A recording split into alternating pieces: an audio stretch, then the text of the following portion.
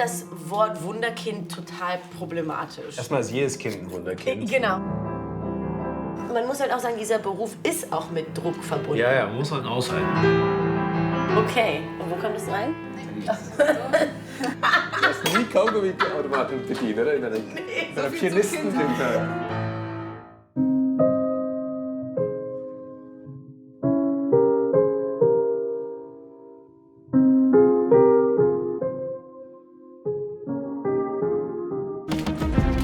Leistungsdruck, Lampenfieber, Wunderkind-Stories. In Stephen Walters Tiny House geht es heute um die ganz persönliche Seite einer Musikkarriere. Hauptberuflich leitet Stephen das Beethoven-Fest Bonn. Nach Feierabend wird er zum Talkshow-Moderator. An der Seite von Coco Elaine. Coco spielt Bratsche und singt. Vor Jahren hat sich Coco gegen eine Karriere in der Klassikszene entschieden und für eigene musikalische Projekte, irgendwo zwischen U- und E-Musik. Im Tiny House treffen sie Musikstars, wie die Pianistin Danae Dörken. Mit gerade einmal 11 Jahren wurde sie Studentin der wohl renommiertesten musikalischen Talentschmiede Deutschlands. Das ebnete ihr den Weg in eine internationale Karriere. Heute ist Danae zu Gast bei Coco und Stephen. Zum Reden, Kochen und Musik machen. Was willst du trinken? Cheers. Sehr schön, dass du da bist. Ja, ich freue mich. Jammers sagen. Ja. Schau mal, Danae, wir haben hier extra für dich dieses Klavier angeschleppt. Oh la la, das sieht Ganzen sehr Berg gut aus. hoch.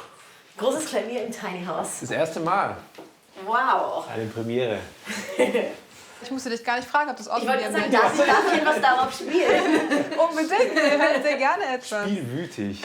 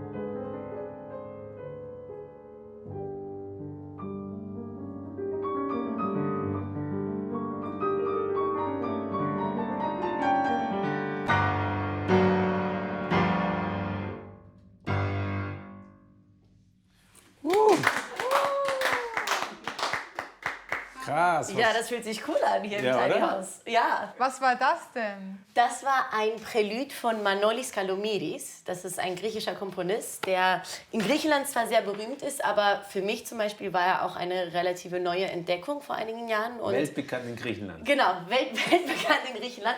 Und ja, er hat sehr viel für die griechische Klassik auch getan und hat wirklich tolle Werke. Eine Und großartige Musik. Und griechisch ist es auch heute Abend kulinarisch bei uns. Wir machen nämlich einen. wir machen einen griechischen Bauernsalat, genau, auf griechisch Choriatiki genannt. Ich habe Olivenöl aus Lesbos mitgebracht, aus dem Dorf, wo meine griechische Familie herkommt, im Flugzeug so transportiert. Und das ist natürlich, genau, das ist eigentlich die wichtigste Zutat, würde ich sagen, klar. für den Salat. Aber die kommt Alles andere natürlich, darf auch aus Nordrhein-Westfalen so kommen. ist das. Ja, machen wir die Gurken. Gurken beauftragt und ich Okay. mache Und du machst den Rest. Ich mache den Rest.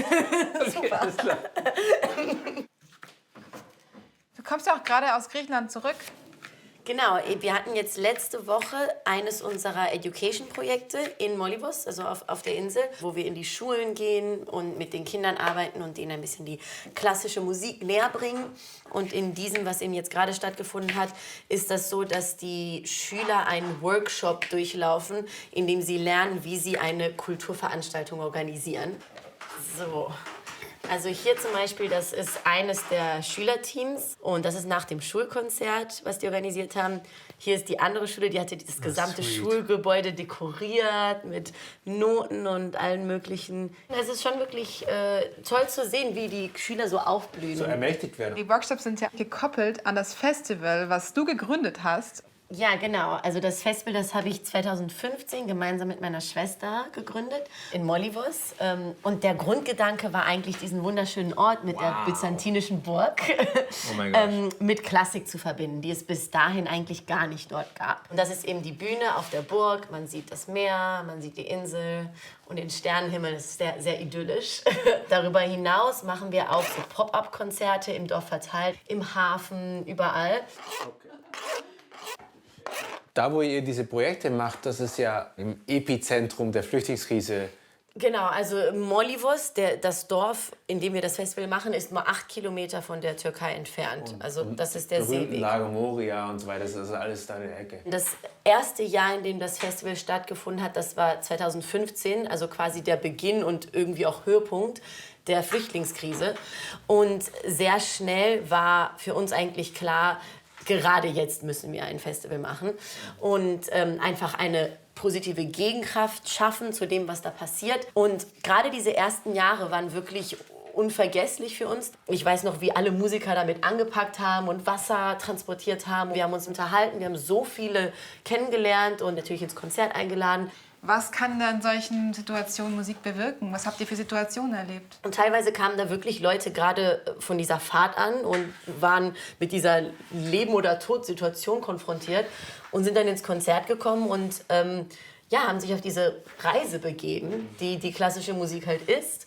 Und waren total bewegt und mit Tränen in den Augen. Teilweise versuchen wir natürlich auch, die erlebten Ereignisse mit einzubinden. Zum Beispiel haben wir mal ein Projekt gemacht, wo die Kinder Töne aufgenommen haben, die sie an ihre Heimat erinnern, wo sie was gesungen haben, vielleicht so ein traditionelles Lied. Und das haben wir dann alles in eine neue Komposition mit reingebracht. Das ist halt, die Musik und die Kunst ist so eine Ebene, die kann natürlich keine solche grundlegenden Probleme lösen, das ist klar. Aber es ist eine Ebene, auf der man sich irgendwie einen positiven Weg schon mal vorstellen kann und wo man schon mal ein bisschen Hoffnung schöpfen kann und Kraft schöpfen kann und somit vielleicht einen Weg nach vorne sieht. Und welche Art von Musik wird dann dort gespielt beim Festival? Wir haben zum Beispiel auch einen syrischen Komponisten mal da gehabt, aber in erster Linie würde ich sagen Klassik auch noch so im erweiterten Sinne. Ja, wir sind ja Festival-Kolleginnen sozusagen. Ich leite ja auch ein Festival, das Beethoven-Fest, und da wirst du auch zu Gast sein mit einem Solokonzert. Und jetzt freuen wir uns sehr auf ein weiteres Solostück von dir, und zwar... Und zwar spiele ich jetzt ein Intermezzo von Brahms. Und Intermezzo heißt ja sozusagen ein Zwischenstück. Und Genau. zwischen dem Weiterkochen, Zwischen dem Essen, weiter Salat Essen präparieren machen, richtig, und Essen. gibt's das Intermezzo von Brahms.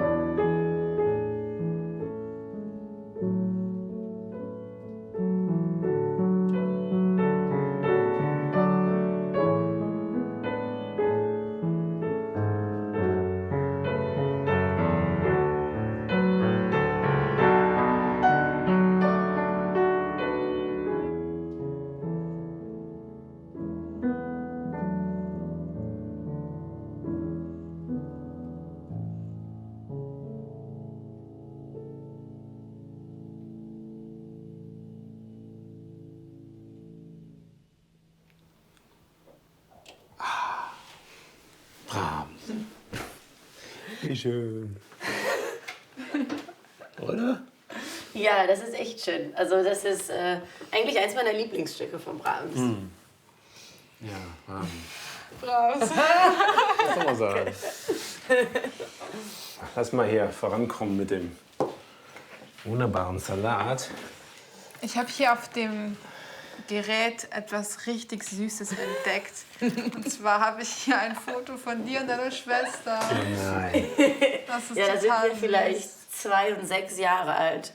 Ja, und man sieht auch bereits, wie talentiert ihr seid. Ich bin auf dem Klavier. Das sieht echt sehr virtuos aus. Du warst 11 Jahre alt und deine Schwester war 7 Jahre alt, als ihr in Hannover am Pre-College oder beim Genau, Studium bereits angenommen worden seid. Genau, also dann sind wir zu unserem damaligen Klavierprofessor gekommen, eben an die Hochschule, Professor Kämmerling. Legendärer Lehrer. Genau, also wirklich ein großer Klavierpädagoge und das war eben an diesem diesem Institut, wo junge Leute so eine Art Frühstudium absolvieren konnten. Ziemlich einzigartige Institution und ist auch wirklich auch legendär als Ja, vor allem Pianistinnen-Schmiede. Aber es muss ja echt ganz schön verrückt gewesen sein, in so einem jungen Alter in so ein Hochschulklima zu kommen. ja, das war auch erstmal so eine Art Schock, würde ich sagen, weil bis dahin, erinnere ich mich, war ich an meiner Musikschule irgendwie so die gut Klavier spielt und dann bin ich an die Hochschule gekommen und das war das erste Mal, dass ich wirklich tolle Musiker gehört habe und dachte, wow, okay, da ist noch ein ganz weiter Weg vor mir. Wenn man schon so früh als Kind irgendwie ganz viel Arbeit leistet, kommt man dann überhaupt noch dazu, Kind zu sein oder irgendwie auch ein Teenagerleben zu führen?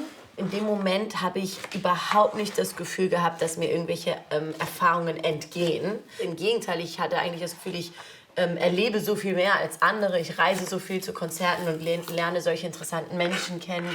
Aber es war wohl trotzdem sehr kompetitiv und auch druckvoll. Klassenvorspiele, so Genau. stelle ich mir vor, Ja, wie also- Fegefeuer. Ja, also gerade in der Kämmerling-Klasse, die auch so ein bisschen berühmt-berüchtigt ist, genau für diese Thematik. Wir haben da teilweise Klassenvorspiele gehabt, wo dann 2, 3 Leute genau dasselbe Stück nacheinander spielen mussten.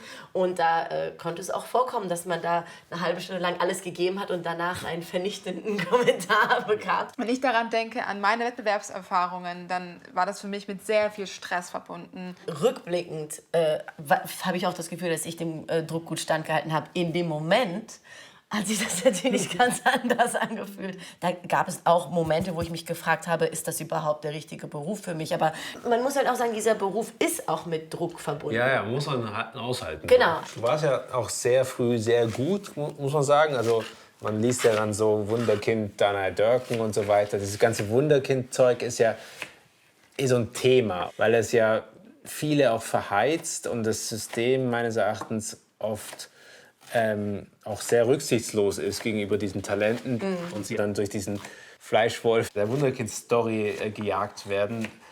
War das bei dir, hast du es so empfunden als Druck? Ich finde das Wort Wunderkind total problematisch. Erstmal ist jedes Kind ein Wunderkind. Genau, also schon mal so als Begriff, genau. Wunderkind im Sinne, dass man jetzt geboren wurde und plötzlich ganz toll Klavier spielt, das ist ja auch Quatsch. Ja. Also niemand kann klavierspielend geboren werden, sondern jeder hat das gelernt. Und ich finde halt, in diesem Wort steckt halt auch dahinter, dass man vergisst, wie viel Arbeit da drin steckt und wie viel man geübt hat. Wie ist es als erwachsene junge Frau, sich davon zu emanzipieren? Ja, also ich habe es schon damals nicht gemocht, Wunderkind genannt zu werden. Und umso wichtiger war es für mich auch aus diesem Titel rauszukommen. Und dann gibt es ja auch neue tolle Titel mit Nachwuchstalent und solche Sachen. Letzten Endes muss man da, glaube ich, einfach seinen Weg gehen und das machen, wovon man überzeugt ist. Sei es jetzt bestimmtes Repertoire, sei es irgendwas, was man da in der Musik herausstechen lassen möchte und dann sich darauf konzentrieren. Wir kennen uns ja schon lange. Damals warst du gerade so fertig mit dem Studium vielleicht oder so. Vor 10 Jahren, als ich kennengelernt war schon klar, so, die hat Bock auf Musik und der trägt das noch eine ganze Weile. Aber wie geht es jetzt hier weiter mit dem Salat eigentlich? Wir haben jetzt, glaube ich, alles geschnippelt und jetzt kommt die Salatsauce dran. Noch eine größere Schüssel. Riech mal. Das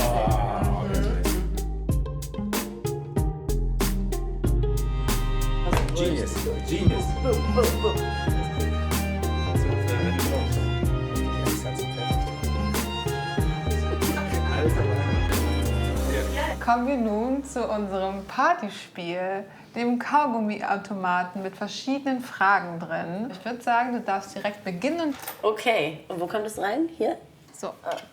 Nee. Ich muss erst mal verstehen, wie es funktioniert. Du hast nie Kaugummi-Automaten bedient, oder? In deiner so viel zur Kindheit. Pianisten-Kindheit. So viel zu meiner Kindheit. Okay, ich bin gespannt. Okay, so. Wow. Was ist die blödeste Frage, die dir schon öfter nach einem Konzert gestellt wurde? Also, die wurde mir nicht öfter gestellt, aber eine Frage, die mir gestellt wurde, war, was ich denn eigentlich beruflich mache und womit ich mein Geld verdiene. Oh, wie nervt so die Frage. Nein, wie gut. Das ist total lustig.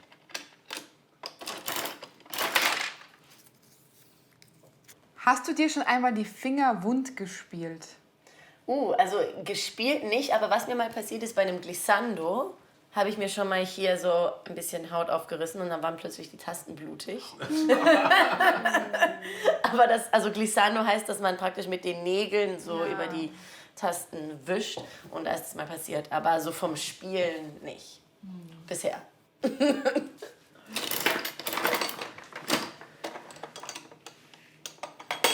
Wie findest du es, wenn zwischen den Sätzen in einem Konzert geklatscht wird?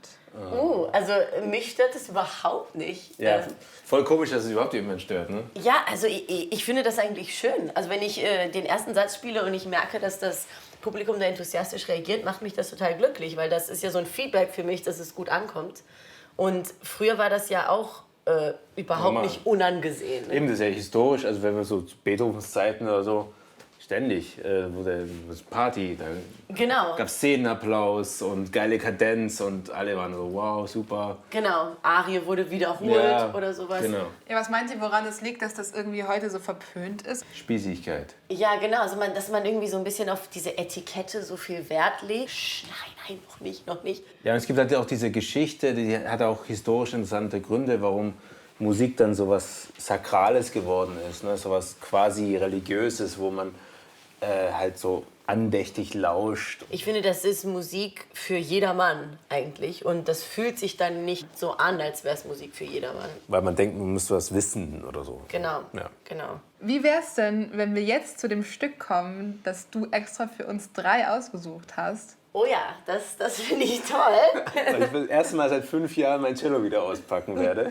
Ja, da fühle ich mich sehr geehrt. Und zwar für den Tanz des Zorba von Mikis Theodorakis. Kennen vielleicht viele aus Zorba the Greek, aus dem Film. Und das ist ein Sirtaki-Tanz, den wir jetzt in einer eigenen Trio-Bearbeitung Herrlich. spielen.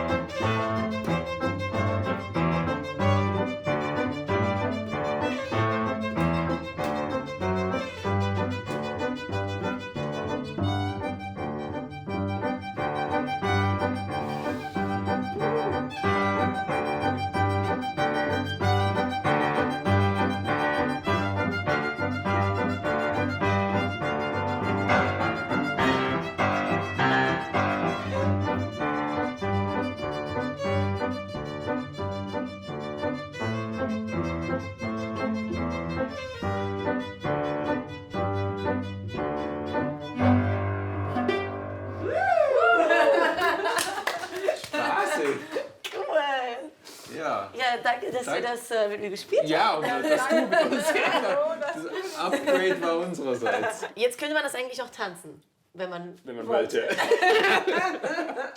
Nächstes Mal, Staffel 2. Genau. Ja, Danae, ich habe dich ein bisschen gestalkt auf Social Media und habe dann deinen YouTube-Channel gefunden, wo ich auch einige Videos dazu gefunden habe zum Thema Lampenfieber. Du wirkst ja so, als wärst du überhaupt nicht nervös. Hast du sowas überhaupt noch bei deinen Auftritten? Ja, also Lampenfieber ist, glaube ich, etwas, was jeder spürt und auf jeden Fall hat. Und natürlich spüre ich das auch. Bis zu einem gewissen Punkt ist das ja auch etwas Gutes, würde ich sagen, etwas Hilfreiches. Denn dieser Adrenalinkick macht es ja, dass man auf der Bühne besser spielt als im Wohnzimmer zu Hause, wo kein Druck da ist. Was natürlich wichtig ist, ist, dass man lernt, damit positiv umzugehen. Und gleichzeitig ist es aber auch so, dass es eben manchmal vielleicht auch nur so aussieht, als wäre es so lässig und easy, wenn es Du hast deinen natürlich... Weg gefunden, damit umzugehen. Genau. Ich kenne das auch total gut. Ich wirke manchmal auf der Bühne oder auch im Leben total selbstbewusst, aber innerlich bin ich total am Zittern zum Beispiel. Ich kenne das von mir auch, dass ich manchmal so sagen, dass Leute dann auf mich zukommen, egal ob es jetzt irgendwie ein Vortrag ist oder damals früher, als ich mehr Cello gespielt habe, ein Konzert, dass Leute gedacht haben, wow, du warst mich voll drin und dabei habe ich mich nur panisch gefühlt. Es ist für mich tatsächlich auch so eine Bewältigungsstrategie, dass ich mich da reinhype. So eine positive Genau, Stimmung. in den Spaß und in das Empfinden der Musik und so wirklich dieses negative Gefühl rauspushe. Findest du auch, dass es zu wenig gelehrt wird? Im Sport gibt es ja überall Sportpsychologen und sonst was, in der Musik ja eigentlich gar nicht. Absolut. Wenn sich Lampenfieber ins Negative wendet, ist das ja so eine Art Auftrittsangst, sag ich mal. Und die beste Art und Weise, eine Angst zu besiegen, ist ja, diese näher kennenzulernen. Wieso sind meinetwegen meine Hände kalt? Ja, weil das ist eine evolutionäre Reaktion darauf, wenn wir gestresst sind, ist das, weil unser Körper denkt, da ist jetzt das große Tier vor uns und deswegen zieht sich das Blut in unsere inneren Organe, um uns zu schützen, falls das Tier zubeißt. Deswegen haben wir kalte Hände, nicht weil wir jetzt kein Klavier spielen können. Und das sind Evolution hat Klavierspielen leider nicht vorgesehen. Genau. Und das sind einfach so Sachen, wenn man die einmal versteht und akzeptiert, dann erscheint das alles auch gar nicht mehr so furchteinflößend. Ja, wir haben, glaube ich, noch ein herausforderndes Stück Musik zur späten Stunde. Was spielst du denn noch für uns? Genau, als letztes spiele ich noch den Feuertanz von Manuel de Falla. Und hier musst du gar keine Angst haben. Genau. Nur ein bisschen.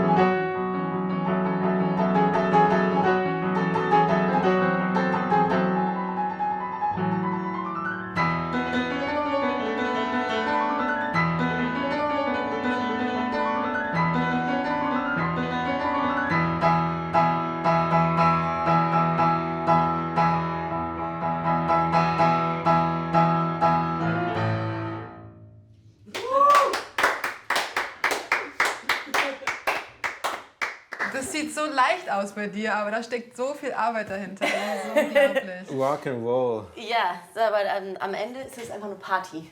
Ja. Jetzt erstmal mal unseren hart erarbeiteten, vor allem hart erspielten griechischen Salat, oder? Ja, das finde ich eine sehr gute Idee. Supi. Was war das eigentlich? Jetzt wird gegessen.